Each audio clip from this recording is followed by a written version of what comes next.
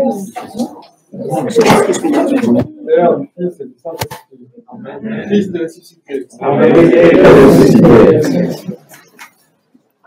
nous entendons un récit que nous connaissons parfaitement. La raison est simple, elle est que, comme vous le savez maintenant très bien, et comme c'est la règle dans l'Église, tous les dimanches, nous célébrons sans cesse le jour de la résurrection. Pas seulement à Pâques, Pâques est pour nous tous les dimanches. Et comme il y a évidemment, malgré tout, une chronologie qui est l'année liturgique, avec les différents événements du salut de l'humanité que nous suivons, où nous nous greffons tout au long de l'année, bien sûr, les évangiles varient et vont traiter d'autres périodes de temps. Mais quelle que soit la variation des évangiles de la divine liturgie, par exemple, les matines qui précèdent vont systématiquement relire tous les évangiles de la résurrection. Donc nous connaissons parfaitement celui-ci, il revient périodiquement, et il est bien sûr très important. Alors, je parle de chronologie, je parle de temps liturgique, et en fait, vous savez que c'est un peu particulier dans l'Église, eh bien parce que nous sommes dans un, comment pourrait-on dire, dans une matière qui relève du mystère, qui relève de la volonté divine, qui n'est pas juste une commémoration historique, mais qui est plutôt notre participation une fois pour toutes, depuis notre baptême au salut du monde, à la vie du Christ ressuscité dans son esprit, eh bien nous nous affranchissons en fait du temps. Et plus particulièrement, nous avons donc fêté la Sainte Résurrection. Nous avons vu le Christ ressuscité apparaissant à ses apôtres, reclus au Cénacle. Nous l'avons vu, donner l'opportunité inouïe, extraordinaire à Thomas de pouvoir toucher le Christ ressuscité, toucher les plaies du Christ ressuscité pour que sa foi soit d'une complète, claire et nette. Et le Christ nous donne une parole qui, en fait, s'applique pour nous à ce dimanche. Il dit « Heureux ceux qui ont cru sans avoir vu », en rapport avec Thomas. Et c'est aujourd'hui, dans l'évangile de ce jour, que va s'appliquer cette parole. Alors effectivement, vous voyez, hop, on est dans un évangile qui, pourtant, la scène a lieu avant l'apparition de Christ à Thomas. Mais c'est pas grave, parce que c'est pas ça qui compte. Nous sommes revenus, finalement, au jour de la résurrection. Où les saintes femmes vont aller au tombeau aménagé par le noble Joseph, un tombeau neuf dans lequel aucun corps n'a jamais été mis, ou qui avait été préparé pour lui en catastrophe parce que c'était le sabbat, que tous les apôtres étaient dispersés. Bon, vous connaissez l'histoire, je ne m'appesantis pas dessus. Et ces femmes, alors Joseph a fait preuve de courage parce que évidemment les chrétiens étaient déjà persécutés, les apôtres étaient presque tous cachés, c'était un moment de grand doute. Et lui va réclamer le corps. Donc déjà, un premier acte de foi qui est notable. Et puis ces femmes, c'est un peu pareil, c'est-à-dire qu'elles vont braver cette espèce de couvre-feu qu'il y a au moment du sabbat et des disciples et apôtres du Christ qui se cachent pour aller oindre le corps de Jésus, mais elles savent que, a priori, elles n'ont qu'une chance d'ouvrir le tombeau parce qu'une grosse pierre est roulée devant, elles ne savent pas du tout comment ça va se faire, mais elles y vont quand même. Elles y vont quand même, c'est un autre acte de foi. Et surtout, voilà, la scène qui va se dérouler, bien nous permet je dirais, de qualifier un peu quand même la foi qui est la nôtre. Qu'est-ce qui va se passer? Eh bien, ces femmes se trouvent effectivement face au tombeau vide. Le linceul est là, la porte a été roulée, on ne sait pas comment. Le Christ n'est plus là.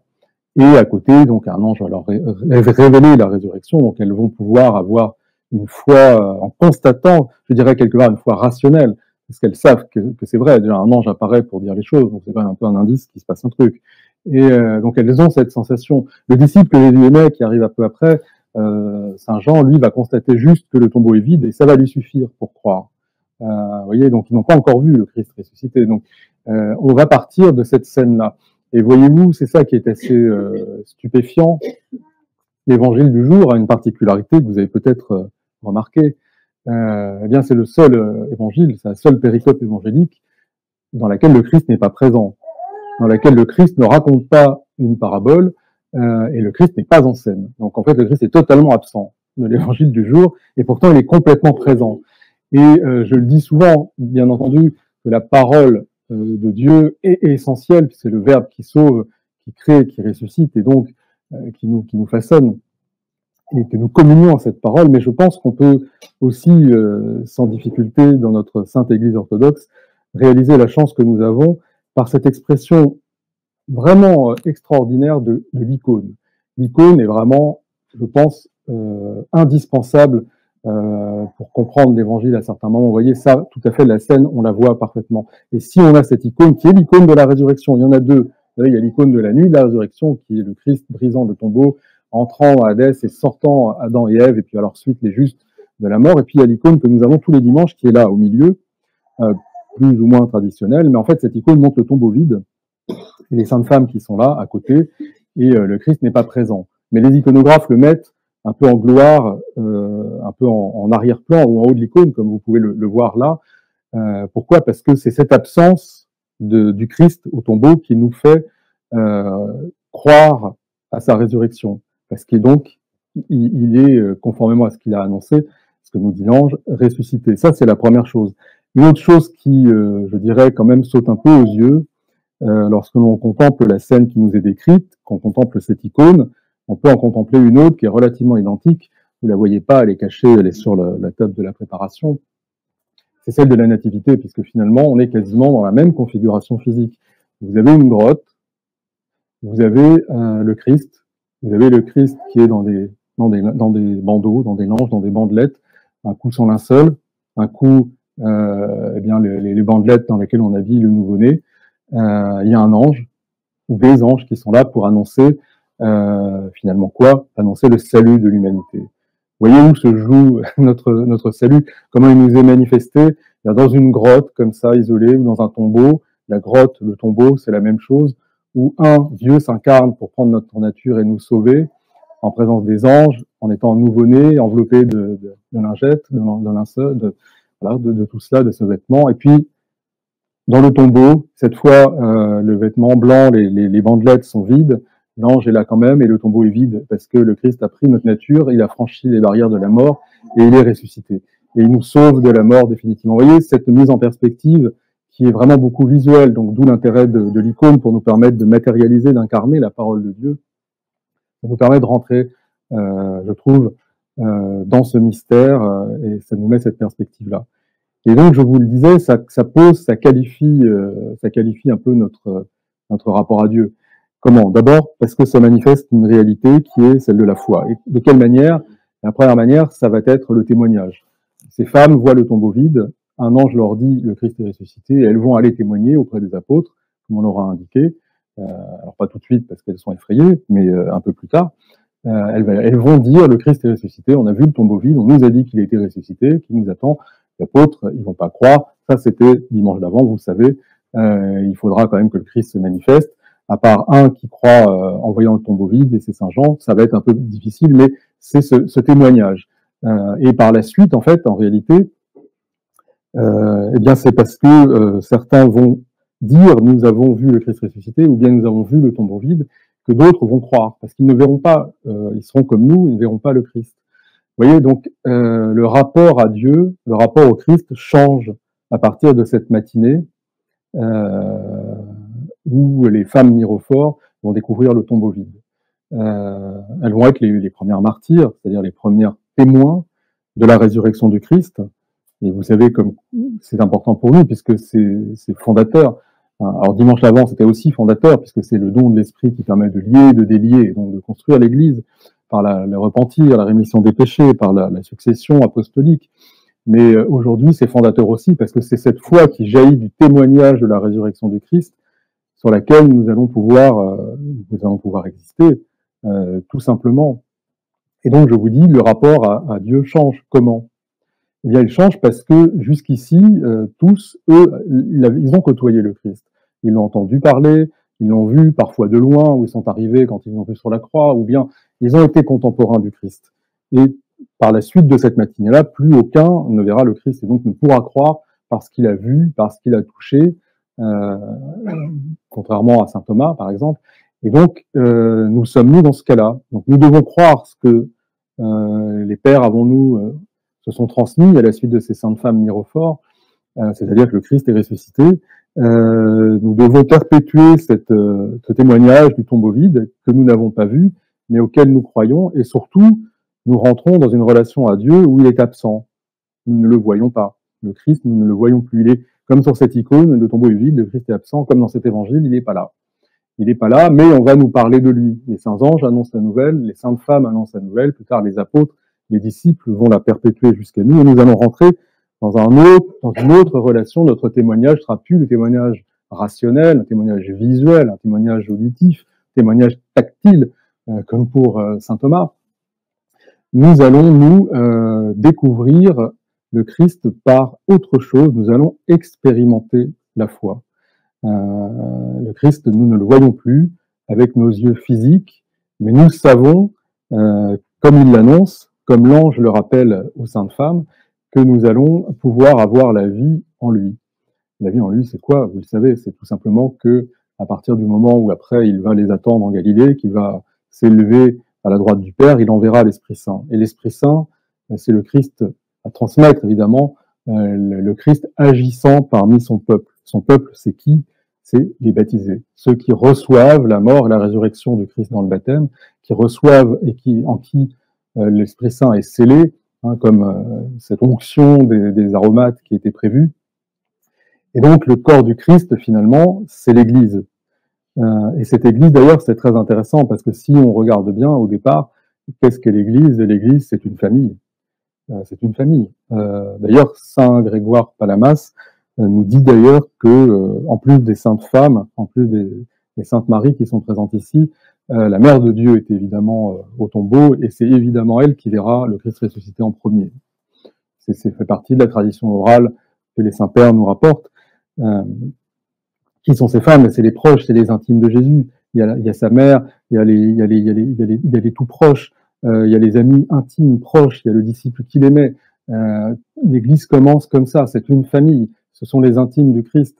D'ailleurs, c'est intéressant parce que l'Église de France, par exemple, elle est fondée pas par les apôtres, elle est fondée par les intimes du Christ, dont Saint Lazare, qui arrive en Gaule et qui nous donne, vous voyez, on a de la chance, on a une relation familiale. Et donc, l'Église, c'est vraiment ça. Si vous avez entendu les Actes des Apôtres, c'est très intéressant parce que ça nous raconte la fondation du diaconat. Et vous avez entendu pourquoi. C'est quelque chose de très concret. Les prêtres étaient occupés à prier, à célébrer, et il fallait que des gens puissent s'occuper équitablement des veuves, de ceux dans le besoin, de servir. C'est comme ça qu'on crée. Vous voyez, c'est quelque chose de très familial. Il fallait pouvoir servir à table. Il fallait pouvoir libérer du temps pour s'occuper de celles qui en ont besoin. C'est quelque chose d'intime, c'est quelque chose de très simple, de très concret. Et la vie de l'Église, eh bien, elle nous manifeste maintenant ce que nous sommes. Pourquoi? Dans la liturgie, vous entendez, nous disons témoins de la résurrection du Christ. Nous nous identifions comme ces témoins, alors que nous n'avons pas vu. Nous revivons des scènes quand même. Vous voyez, quand par exemple, on entend parler des aromates pour oindre le corps de Jésus, vous savez, c'est Marie qui avait, chez Lazare, commencé à oindre avec un art de grand prix Jésus, et qui avait lui-même annoncé que c'était pour sa sépulture, etc. Mais tout ça, nous le faisons. Lorsque le prêtre vous encense, ou encense les icônes, et c'est la même chose. C'est nos prières qui montent comme un sacrifice d'agréable odeur spirituelle, comme pour embaumer le corps pour la résurrection. C'est quelque chose que nous vivons, c'est concret. Nous plongeons dans cette énergie, dans cette force. Lorsque nous disons témoins de la résurrection du Christ, c'est notre foi que nous confirmons. Et pourquoi? Eh bien, parce que nous-mêmes, en tant que corps du Christ, nous vivons dans cette nouvelle relation au Christ ressuscité. Et nous la vivons ensemble. Nous la vivons dans la famille que nous constituons, en expérimentant dans la prière, dans la présence par le saint baptême du Christ dans chacun d'entre nous, dans la relation que nous créons, que nous essayons de révéler, parce qu'elle existe déjà, mais que nous essayons de révéler, qui est la communion, c'est-à-dire quelque chose qui va bien plus loin que la relation humaine normale, qui est basée sur l'amour du Christ, qui est basée sur le pardon inconditionnel, qui est basée sur la prière en commune, sur le désir du salut de l'autre, à par-dessus toute chose. Eh bien, ce corps-là, c'est le corps du Christ, et dans nous-mêmes, lorsque nous célébrons, lorsque nous faisons ces actes, ces gestes liturgiques, que nous prions tous ensemble, le Christ existe. Le Christ ressuscité, il est là, il se manifeste. Bien sûr, c'est plus évident dans les saints mystères, quand nous touchons son corps, quand nous communions à son corps et à son sang, par exemple, que nous écoutons la parole, mais c'est tout ça à la fois qui nous fait dire que nous sommes aussi témoins de la résurrection du Christ, parce que le Christ, vivant comme Église, eh bien, nous pouvons l'expérimenter au quotidien, en venant, en vivant les uns avec les autres, en mettant en œuvre la Sainte Liturgie, la parole de Dieu, et dans notre vie profonde, personnelle et collective, nous allons voir, entendre, écouter, toucher et communier à ce Christ ressuscité d'une autre manière qu'avec les yeux physiques. Mais tout ça, vous voyez, prend sa source dans ce tombeau vide, qui est là pour nous aspirer quelque part par l'absence du Christ, l'absence physique du Christ, et nous initier à notre nouvelle relation à lui, à partir de sa résurrection, qui est celle que je viens de vous énoncer. Mais il y a plein de choses très belles. Si vous lisez les pères de l'Église, si vous écoutez les chants que nous avons eus, cette scène, elle est vécue tout le temps. Par exemple, toujours lui, parce que j'ai beaucoup aimé l'homélie qu'il fait sur le sujet d'aujourd'hui, Saint Grégoire Palamas, il nous dit que, par exemple, lorsque nous prions les uns pour les autres, lorsque nous encensons ou que nous nous faisons encenser, eh bien, ces prières qui montent sont l'équivalent de l'onction des saintes aromates qui étaient apportées par les femmes mirophores. Et il nous dit à ce moment-là, l'ange du Seigneur roule la pierre de notre cœur pour y permettre que nous voyions le Christ ressuscité. Oui, c'est très beau. Il y a plein de choses comme ça pour nous inciter, pour nous initier à cette nouvelle relation avec notre Christ ressuscité. Le Christ est ressuscité. En vérité, il est ressuscité.